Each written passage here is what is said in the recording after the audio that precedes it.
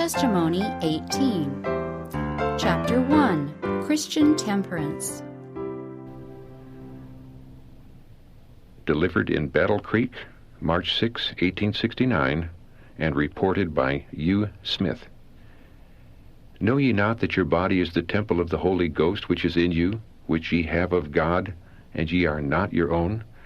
For ye are bought with a price. Therefore glorify God in your body and in your spirit, which are God's. 1 Corinthians chapter 6, verses 19 and 20. We are not our own. We have been purchased with a dear price, even the sufferings and death of the Son of God. If we could understand this and fully realize it, we would feel a great responsibility resting upon us to keep ourselves in the very best condition of health, that we might render to God perfect service. But when we take any course which expends our vitality, decreases our strength, or beclouds the intellect, we sin against God. In pursuing this course, we are not glorifying Him in our bodies and spirits, which are His, but are committing a great wrong in His sight. Has Jesus given Himself for us?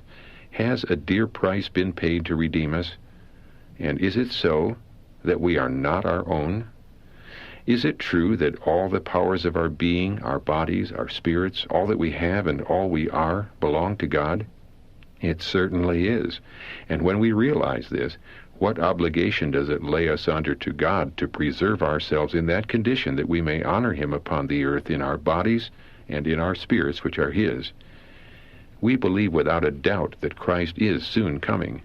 This is not a fable to us, it is a reality.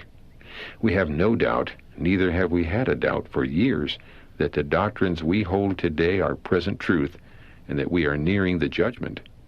We are preparing to meet Him who, escorted by a retinue of holy angels, is to appear in the clouds of heaven to give the faithful and the just the finishing touch of immortality. When He comes, He is not to cleanse us of our sins, to remove from us the defects in our characters, or to cure us of the infirmities of our tempers and dispositions. If wrought for us at all, this work will all be accomplished before that time. When the Lord comes, those who are holy will be holy still. Those who have preserved their bodies and spirits in holiness, in sanctification and honor, will then receive the finishing touch of immortality. But those who are unjust, unsanctified, and filthy will remain so forever. No work will then be done for them to remove their defects and give them holy characters. The refiner does not then sit to pursue his refining process and remove their sins and their corruption. This is all to be done in these hours of probation. It is now that this work is to be accomplished for us. We embrace the truth of God with our different faculties, and as we come under the influence of that truth, it will accomplish the work for us which is necessary to give us a moral fitness for the kingdom of glory and for the society of the heavenly angels.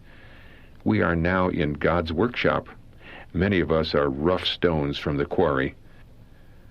But as we lay hold upon the truth of God, its influence affects us. It elevates us and removes from us every imperfection and sin of whatever nature.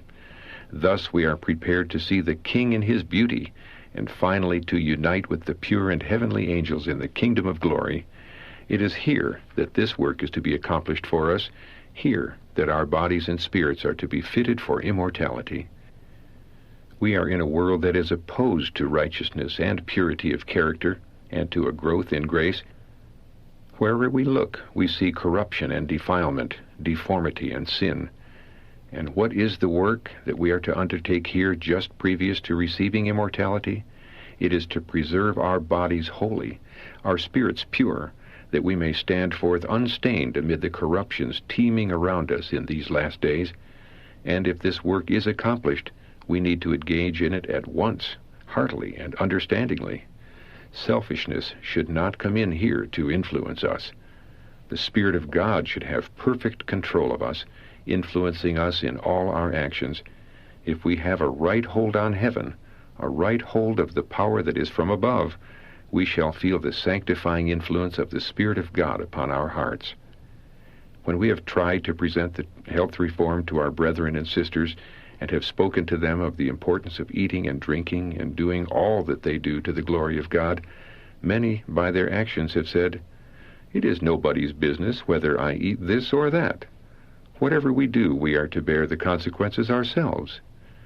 Dear friends, you are greatly mistaken. You are not the only sufferers from a wrong course. The society you are in bears the consequences of your wrongs, in a great degree, as well as yourselves. If you suffer from your intemperance in eating and drinking, we that are around you or associated with you are also affected by your infirmities. We have to suffer on account of your wrong course. If it has an influence to lessen your powers of mind or body, we feel it when in your society and are affected by it. If, instead of having a buoyancy of spirit, you are gloomy, you cast a shadow upon the spirits of all around you. If we are sad and depressed and in trouble, you could, if in a right condition of health, have a clear brain to show us the way out and speak a comforting word to us. But if your brain is so benumbed by your wrong course of living that you cannot give us the right counsel, do we not meet with a loss? Does not your influence seriously affect us? We may have a good degree of confidence in our own judgment, yet we want to have counselors, for in the multitude of counselors there is safety.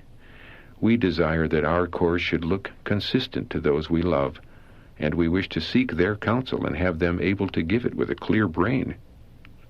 But what care we for your judgment if your brain nerve power has been taxed to the utmost and the vitality withdrawn from the brain to take care of the improper food placed in your stomachs, or of an enormous quantity of even healthful food? What care we for the judgment of such persons? They see through a mass of undigested food.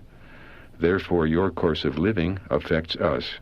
It is impossible for you to pursue any wrong course without causing others to suffer. Know ye not that they which run in a race run all, but one receiveth the prize? So run that ye may obtain. And every man that striveth for the mastery is temperate in all things. Now they do it to obtain a corruptible crown, but we an incorruptible. I therefore so run, not as uncertainly. So fight I, not as one that beateth the air, but I keep under my body, and bring it into subjection, lest that by any means, when I have preached to others, I myself should be a castaway.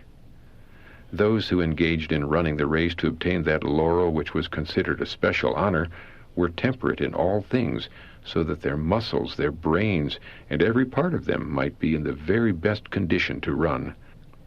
If they were not temperate in all things, they would not have that elasticity that they would have if they were.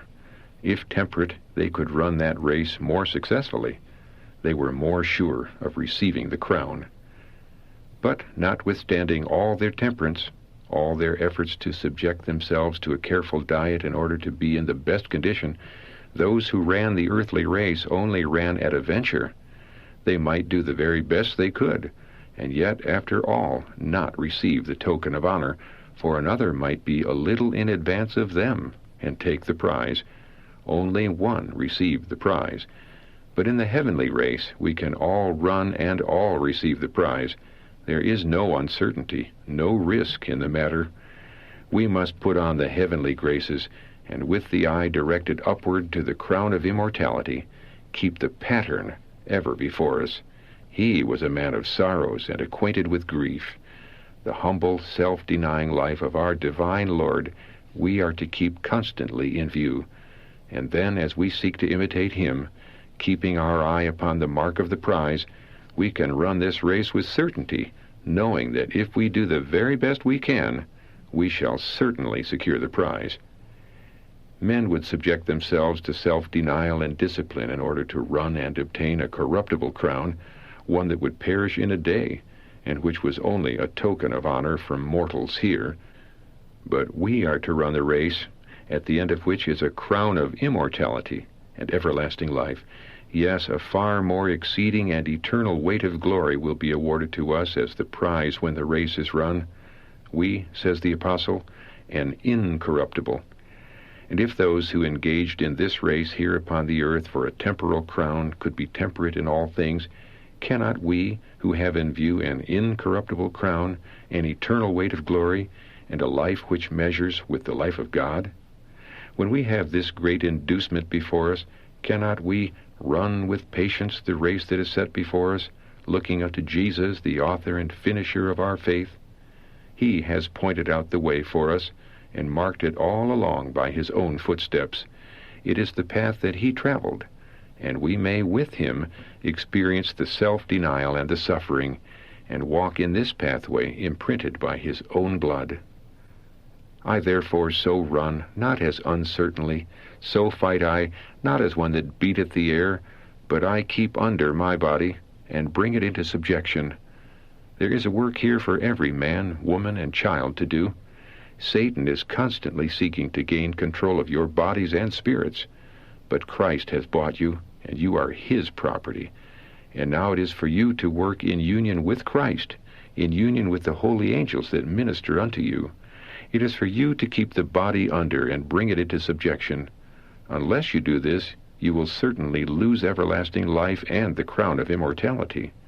And yet some will say, what business is it to anybody what I eat or what I drink? I have shown you what relation your course has to others. You have seen that it has much to do with the influence you exert in your families. It has much to do with molding the characters of your children. As I said before, we live in a corrupt age. It is a time when Satan seems to have almost perfect control over minds that are not fully consecrated to God. Therefore, there is a very great responsibility resting upon parents and guardians who have children to bring up. Parents have taken the responsibility of bringing these children into existence, and now what is their duty? Is it to let them come up just as they may and just as they will? Let me tell you, a weighty responsibility rests upon these parents. Whether therefore ye eat or drink or whatsoever ye do all to the glory of God. Do you do this when you prepare food for your tables and call your family to partake of it? Are you placing before your children only the food that you know will make the very best blood? Is it that food that will preserve their systems in the least feverish condition? Is it that which will place them in the very best relation to life and health? Is this the food that you are studying to place before your children? Or do you, regardless of their future good, provide for them unhealthful, stimulating, irritating food? Let me tell you that children are born to evil. Satan seems to have control of them. He takes possession of their young minds, and they are corrupted. Why do fathers and mothers act as though a lethargy were upon them? They do not mistrust that Satan is sowing evil seed in their families. They are as blind and careless and reckless in regard to these things as it is possible for them to be. Why do they not awake and read and study upon these subjects? Says the apostle, add to your faith virtue, and to virtue knowledge, and to knowledge temperance, and to temperance patience, etc.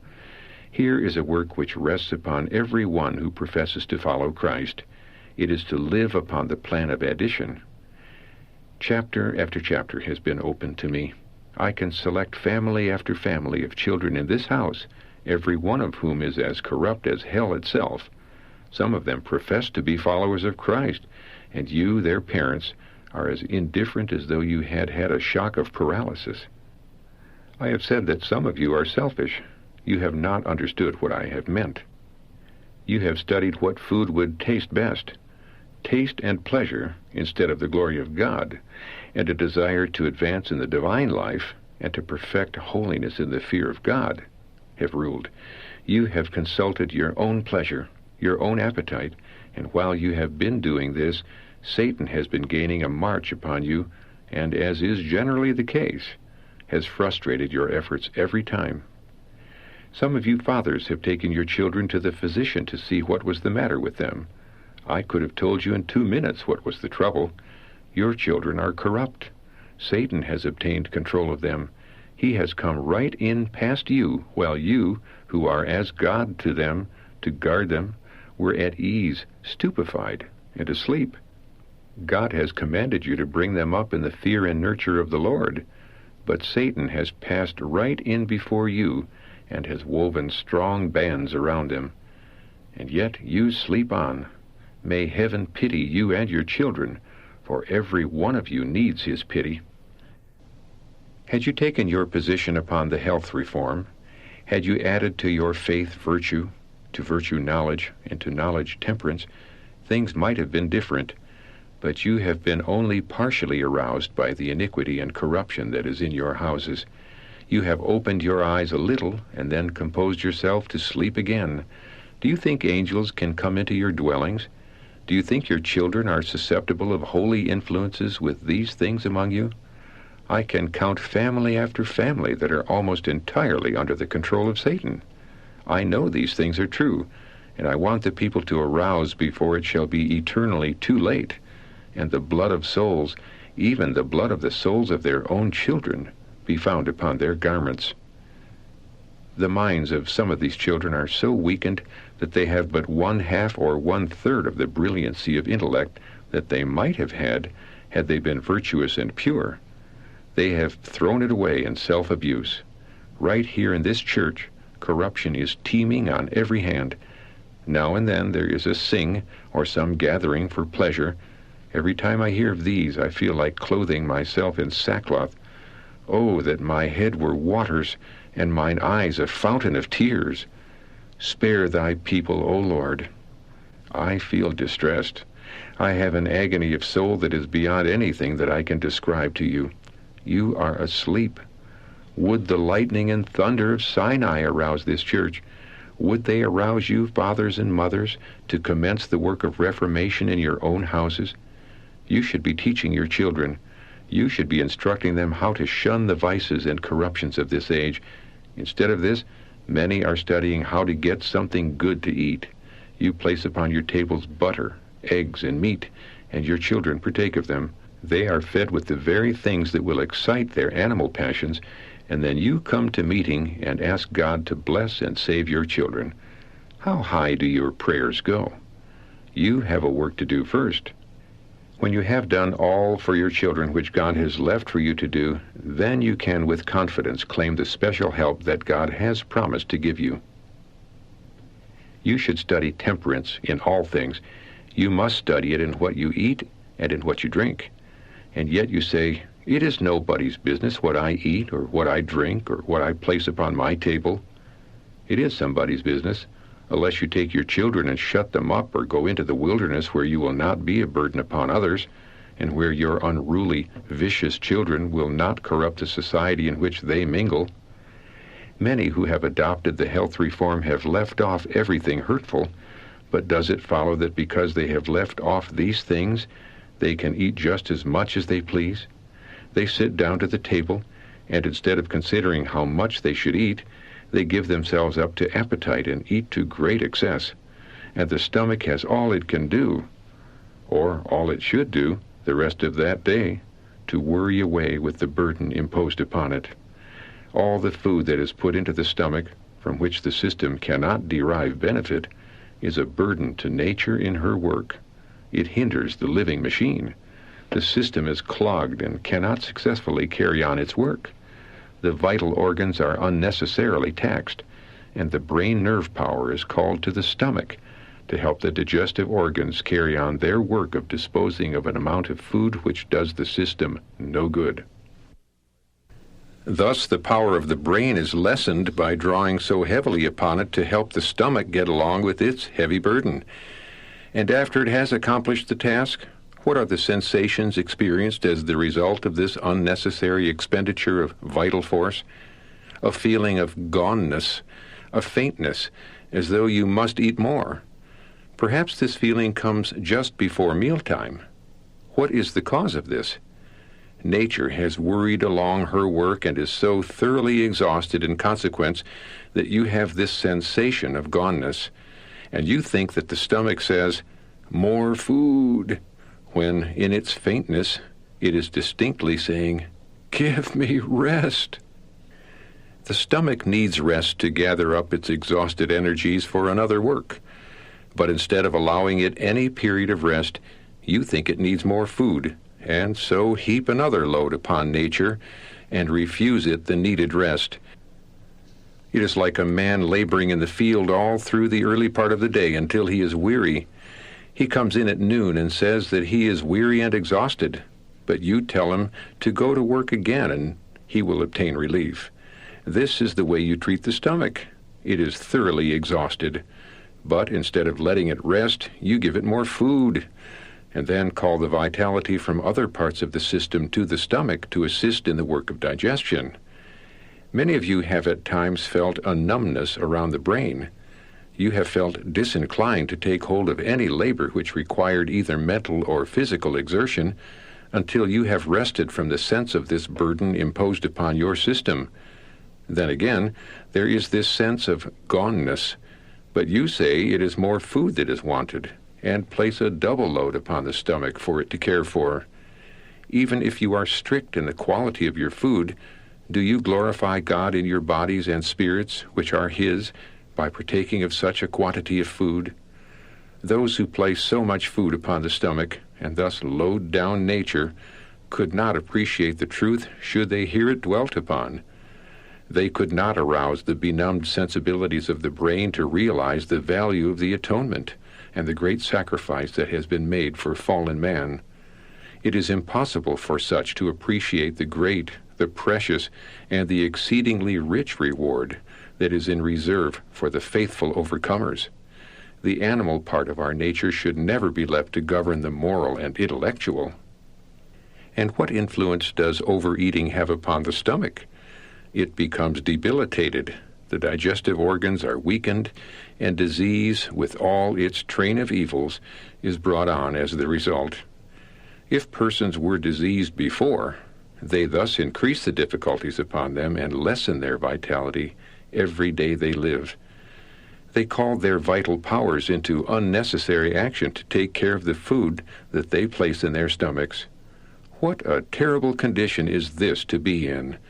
We know something of dyspepsia by experience. We have had it in our family, and we feel that it is a disease much to be dreaded.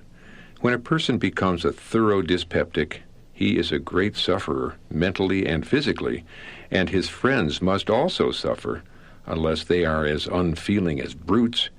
And yet will you say, "It is none of your business what I eat or what course I pursue"? Does anybody around dyspeptics suffer?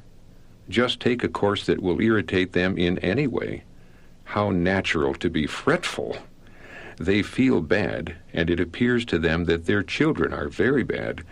They cannot speak calmly to them, nor, without especial grace, act calmly in their families. All around them are affected by the disease upon them. All have to suffer the consequences of their infirmity. They cast a dark shadow. Then, do not your habits of eating and drinking affect others? They certainly do, and you should be very careful to preserve yourself in the best condition of health, that you may render to God perfect service and do your duty in society and to your family. But even health reformers can err in the quantity of food. They can eat immoderately of a healthy quality of food. Some in this house err in the quality. They have never taken their position upon health reform. They have chosen to eat and drink what they pleased and when they pleased. They are injuring their systems in this way. Not only this, but they are injuring their families by placing upon their tables a feverish diet which will increase the animal passions of their children and lead them to care but little for heavenly things. The parents are thus strengthening the animal and lessening the spiritual powers of their children. What a heavy penalty will they have to pay in the end? And then they wonder that their children are so weak morally. Parents have not given their children the right education. Frequently they manifest the same imperfections which are seen in the children. They eat improperly, and this calls their nervous energies to the stomach, and they have no vitality to expend in other directions. They cannot properly control their children because of their own impatience, neither can they teach them the right way. Perhaps they take hold of them roughly and give them an impatient blow. I have said that to shake a child would shake two evil spirits in, while it would shake one out. If a child is wrong, to shake it only makes it worse. It will not subdue it. When the system is not in a right condition, when the circulation is broken up, and the nervous power has all that it can do to take care of a bad quality of food, or too great a quantity, even of that which is good, parents have not self-command. They cannot reason from cause to effect. Here is the reason why. In every move they make in their families, they create more trouble than they cure. They do not seem to understand and reason from cause to effect, and they go to work like blind men. They seem to act as though it would especially glorify God for them to move like wild men, and if anything wrong should occur in their families, to put it down with roughness and violence. Who are our children? They are only our younger brothers and sisters in the family that God acknowledges as His. We are dealing with the members of the Lord's family, and while the care of them is committed to us, how careful should we be that we bring them up for the Lord, so that when the Master comes we can say, "Here, Lord, are we, and the children that Thou hast given us." Shall we then be able to say, "We have tried to do our work, and we have tried to do it well"? I have seen mothers of large families who could not see the work that lay right in their pathway, just before them in their own families. They wanted to be missionaries and do some great work. They were looking out for themselves some high position, but neglecting to take care of the very work at home which the Lord had left for them to do. How important that the brain be clear! How important that the body be as free as possible from disease, in order that we may do the work which heaven has left for us to do, and perform it in such a manner that the Master can say, "Well done, thou good and faithful servant. Thou hast been faithful over a few things. I will make thee ruler over many things. Enter thou into the joy of thy Lord." My sisters, do not despise the few things which the Lord has left for you to do. Let each day's actions be such that in the day of final settlement of accounts, you will not be ashamed to meet the record made by the recording angel. But what about an impoverished diet? I have spoken of the importance of the quantity and quality of food being in strict accordance with the laws of health, but we would not recommend an impoverished diet. I have been shown that many take a wrong view of the health reform and adopt too poor a diet. They subsist upon a cheap, poor quality of food, prepared without care or reference to the nourishment of the system. It is important that the food should be prepared with care, that the appetite, when not perverted, can relish it. Because we from principle discard the use of meat, butter, mince pies, spices, lard, and that which irritates the stomach and destroys health, the idea should never be given that it is of but little consequence what we eat. There are some who go to extremes. They must eat just an amount and just such a quality, and confine themselves to 2 or 3 things. They allow only a few things to be placed before them or their families to eat. In eating a small amount of food, and that not of the best quality, they do not take into the stomach that which will suitably nourish the system. Poor food cannot be converted into good blood. An impoverished diet will impoverish the blood. I will mention the case of Sister A. That case was presented to me to show an extreme. 2 classes were presented before me. First, those who were not living up to the light which God had given them. They started in the reform because somebody else did. They did not understand the system for themselves. There are many of you who profess the truth, who have received it because somebody else did, and for your life you could not give the reason. This is why you are as weak as water. Instead of weighing your motives in the light of eternity, instead of having a practical knowledge of the principles underlying all your actions, instead of having dug down to the bottom and built upon a right foundation for yourself, you are walking in the sparks kindled by somebody else. And you will fail in this, as you have failed in the health reform. Now, if you had moved from principle, you would not have done this. Some cannot be impressed with the necessity of eating and drinking to the glory of God. The indulgence of appetite affects them in all the relations of life. It is seen in their family, in their church, in the prayer meeting, and in the conduct of their children. It has been the curse of their lives. You cannot make them understand the truths for these last days. God has bountifully provided for the sustenance and happiness of all his creatures, and if his laws were never violated, and all acted in harmony with the divine will, health, peace, and happiness, instead of misery and continual evil, would be experienced.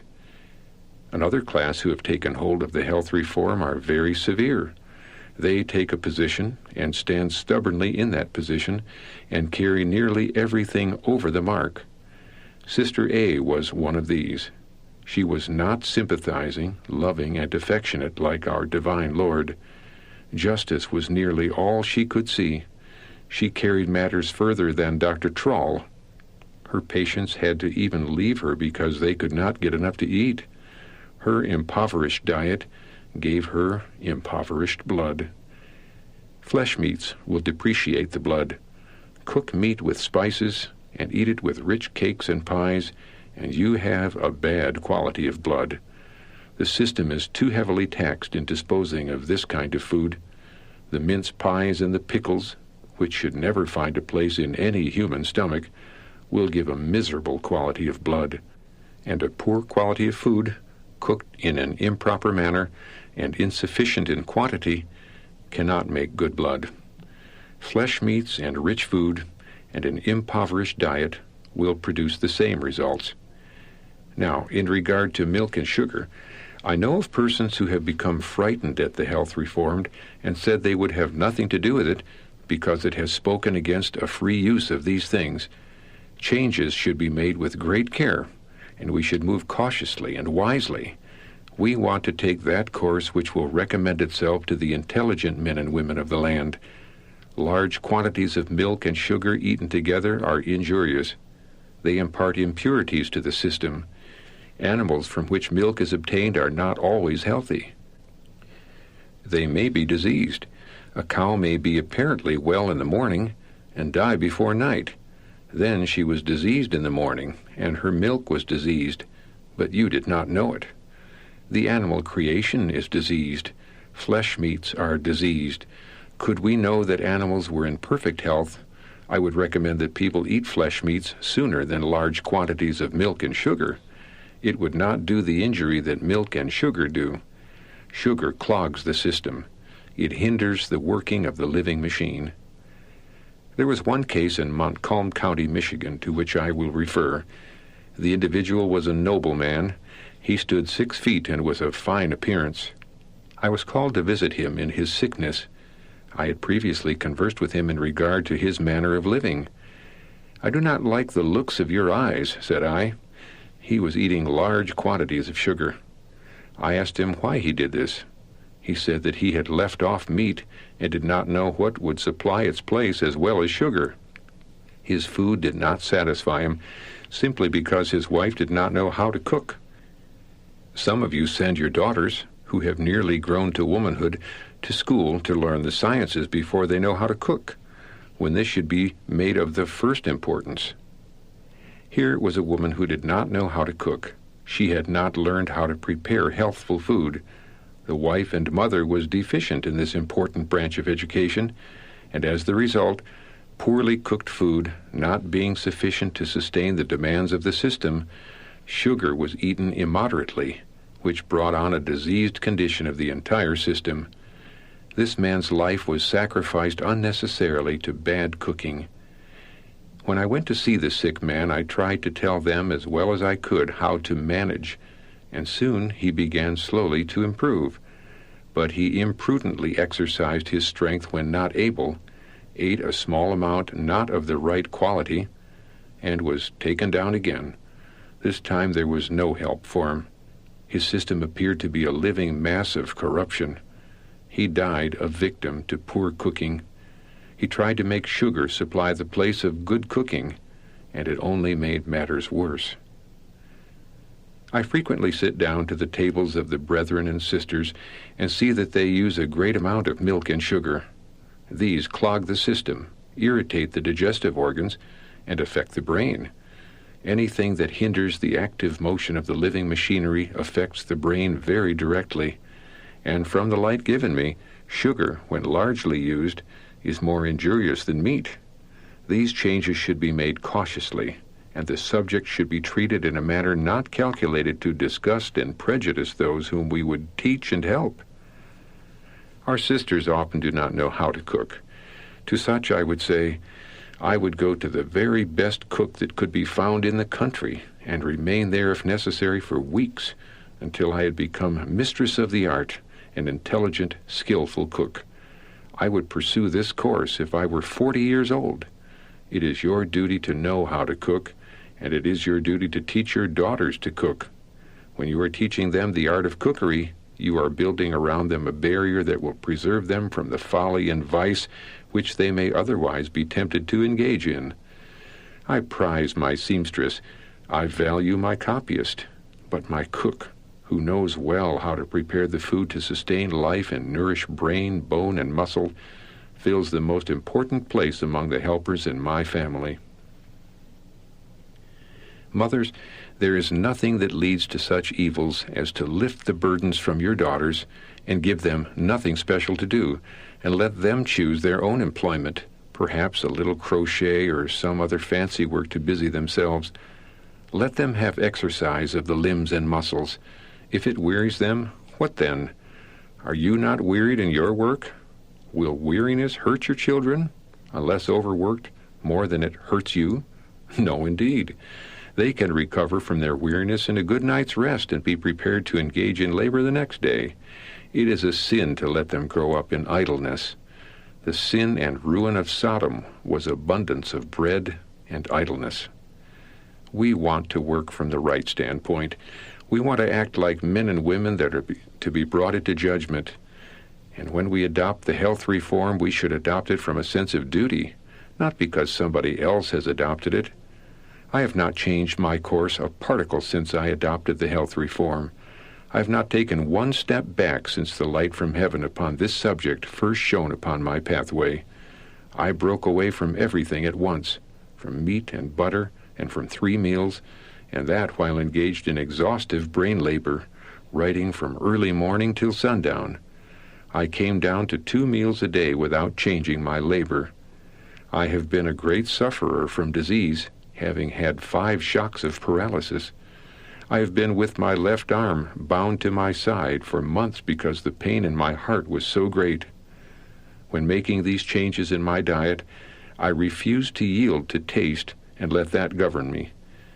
Shall that stand in the way of my securing greater strength, that I may therewith glorify my Lord? Shall that stand in my way for a moment? Never! I suffered keen hunger. I was a great meat eater, but when faint, I placed my arms across my stomach and said, I will not taste a morsel. I will eat simple food, or I will not eat at all. Bread was distasteful to me. I could seldom eat a piece as large as $1. Some things in the reform I could get along with very well, but when I came to the bread, I was especially set against it. When I made these changes, I had a special battle to fight. The first 2 or 3 meals I could not eat. I said to my stomach, you may wait until you can eat bread. In a little while I could eat bread, and graham bread too. This I could not eat before, but now it tastes good, and I have had no loss of appetite. When writing Spiritual Gifts, volumes 3 and 4, I would become exhausted by excessive labor. I then saw that I must change my course of life, and by resting a few days I came out all right again. I left off these things from principle. I took my stand on health reform from principle, and since that time, brethren, you have not heard me advance an extreme view of health reform that I have had to take back. I have advanced nothing but what I stand to today. I recommend to you a healthful, nourishing diet. I do not regard it a great privation to discontinue the use of those things which leave a bad smell in the breath and a bad taste in the mouth. Is it self-denial to leave these things and get into a condition where everything is as sweet as honey, where no bad taste is left in the mouth and no feeling of goneness in the stomach. These I used to have much of the time. I have fainted away with my child in my arms again and again. I have none of this now, and shall I call this a privation when I can stand before you as I do this day? There is not one woman in 100 that could endure the amount of labor that I do. I moved out from principle, not from impulse. I moved because I believed heaven would approve of the course I was taking to bring myself into the very best condition of health, that I might glorify God in my body and spirit, which are His. We can have a variety of food, wholesome food, cooked in a healthful manner, so that it can be made palatable to all. And if you, my sisters, do not know how to cook, I advise you to learn. It is of vital importance to you to know how to cook. There are more souls lost from poor cooking than you have any idea of. It produces sickness, disease, and bad tempers. The system becomes deranged, and heavenly things cannot be discerned. There is more religion in a loaf of good bread than many of you think. There is more religion in good cooking than you have any idea of. We want you to learn what good religion is, and to carry it out in your families. When I have been from home sometimes, I have known that the bread upon the table and the food generally would hurt me. But I would be obliged to eat a little to sustain life. It is a sin in the sight of heaven to have such food. I have suffered for want of proper food.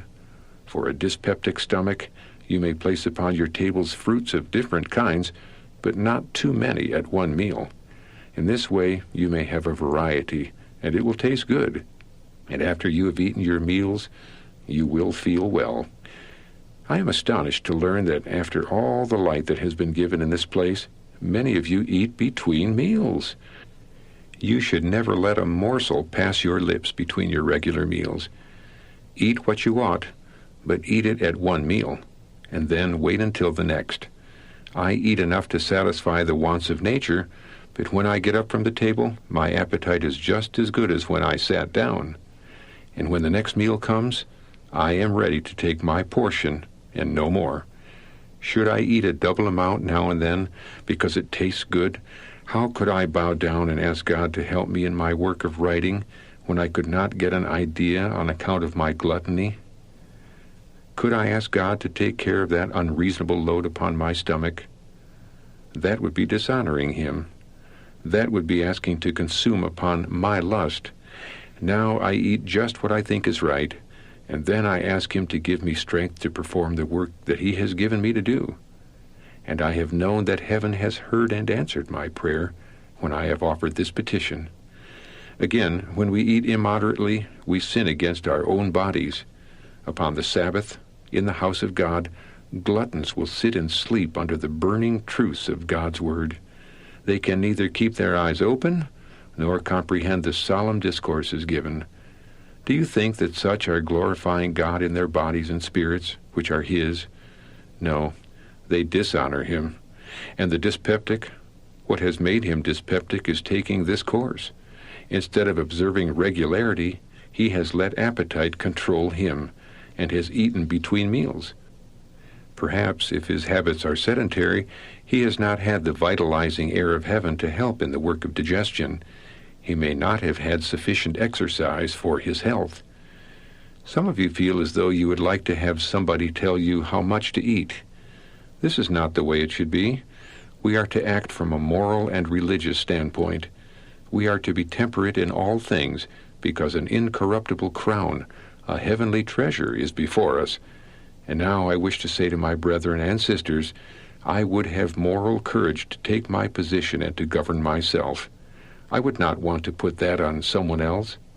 You eat too much, and then you are sorry, and so you keep thinking upon what you eat and drink. Just eat that which is for the best, and go right away, feeling clear in the sight of heaven, and not having remorse of conscience. We do not believe in removing temptations entirely away from either children or grown persons. We all have a warfare before us and must stand in a position to resist the temptations of Satan, and we want to know that we possess the power in ourselves to do this. And while we would caution you not to overeat, even of the best quality of food, we would also caution those that are extremists not to raise a false standard and then endeavor to bring everybody to it. There are some who are starting out as health reformers who are not fit to engage in any other enterprise and who have not sense enough to take care of their own families or keep their proper place in the church. And what do? Why, they fall back as health reform physicians, as though they could make that a success. They assume the responsibilities of their practice and take the lives of men and women into their hands when they really know nothing about the business. My voice shall be raised against novices undertaking to treat disease professedly according to the principles of health reform. God forbid that we should be the subjects for them to experiment upon. We are too few. It is altogether too inglorious a warfare for us to die in. God deliver us from such danger. We do not need such teachers and physicians. Let those try to treat disease who know something about the human system. The heavenly physician was full of compassion. This spirit is needed by those who deal with the sick. Some who undertake to become physicians are bigoted, selfish, and mulish. You cannot teach them anything. It may be they have never done anything worth doing. They may not have made life a success. They know nothing really worth knowing, and yet they have started up to practice the health reform. We cannot afford to let such persons kill off this one and that one. No, we cannot afford it. We want to be just right every time. We want to bring our people up to the right position on the health reform. Let us, says the apostle, cleanse ourselves from all filthiness of the flesh and spirit, perfecting holiness in the fear of God. We must be right in order to stand in the last days. We need clear brains and sound minds in sound bodies. We should begin to work in earnest for our children, for every member of our families. Shall we take hold and work from the right standpoint? Jesus is coming, and if we pursue a course to blind ourselves to the soul-elevating truths of these last days, how can we be sanctified through the truth? How can we be prepared for immortality? May the Lord help us that we may commence to work here as never before.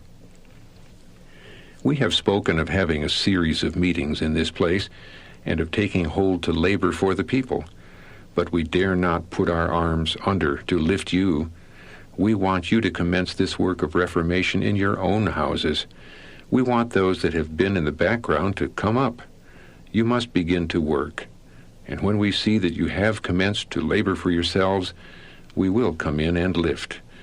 We hope to reform your children, that they may be converted to Christ, and that the spirit of reformation may spread all through your midst. But when you appear twice dead and ready to be plucked up by the roots, we dare not undertake the work. We would rather go to an unbelieving congregation where there are hearts to receive the truth. The burden of the truth is upon us. There are enough to hear the truth, and we long to be where we can speak it to them. Will you help us by going to work for yourselves? May the Lord help you to feel as you never felt before. May He help you to die to self and get the spirit of reformation in your homes, that the angels of God may come into your midst to minister unto you, and that you may be fitted for translation to heaven.